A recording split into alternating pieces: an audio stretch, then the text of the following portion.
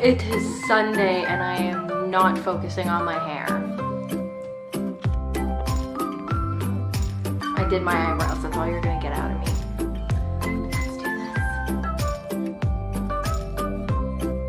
Hello fellow humans and welcome back to the Nerdy Box. I'm Steph. If you're new, welcome to the channel, and if you're returning, welcome back. And today's video is my February wrap-up. I will talk to you about everything I read this month and how well I did completing my TBR. I started out this month in an absolute slump. I think I read one book in the first 2 weeks. I might be exaggerating, but I didn't read a lot at all. So then what happened at the end of the month is I just went full force and I started reading like a book every 3 days or something like that. I can't remember, but yes, needless to say, I did not complete my February TBR, but I think I did pretty good. Also, going through this wrap up, you will notice I am not giving ratings. I don't like giving ratings. I always feel like I'm not doing it right, and I just don't like giving ratings, so I'm not going to. But I will tell you how I liked the book. I think that's better than giving like 4 stars or 4.5 stars. I don't know. I'm not good at giving ratings. But I'll tell you if I really liked the book, if I liked the book, if I didn't really like the book, or the book was horrible and I never want to talk about it ever again. The first books I will be talking about are the Infernal Devices series by Cassandra Clare. Overall, I have to say the series for me was just okay. While I was reading it, I'm like, oh yeah, this is good. I like this.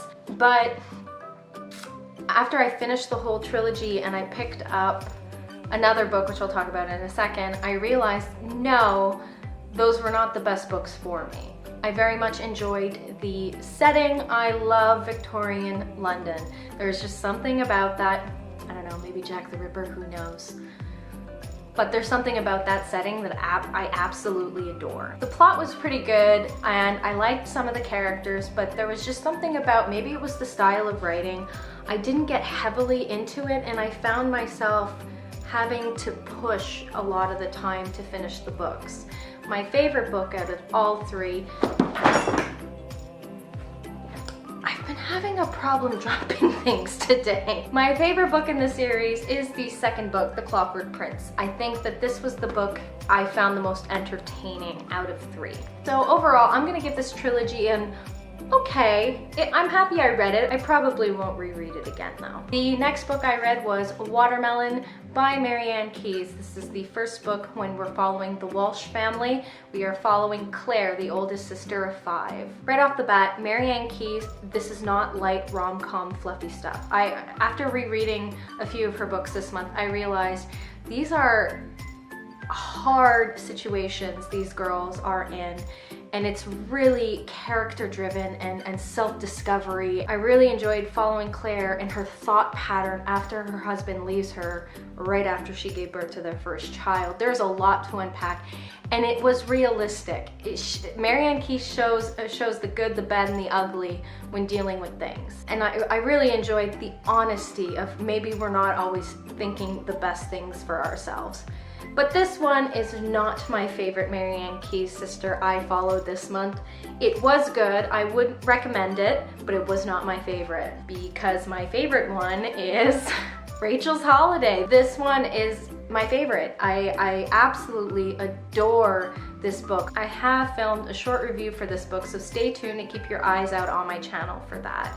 But basically, in a nutshell, the journey into an addict's mind is just phenomenal, and the surprises that you discover while reading Rachel's story is just incredible. I could not suggest this more. If you're looking for a self-discovery, addict to recovery journey book, this has everything, because it's heart-wrenching. I cried a few times, my heart pulled, but I also laughed because there's a lot of funny things too. Marian Keyes is able to write a well-rounded character. It's just absolutely amazing, and this is my favorite one.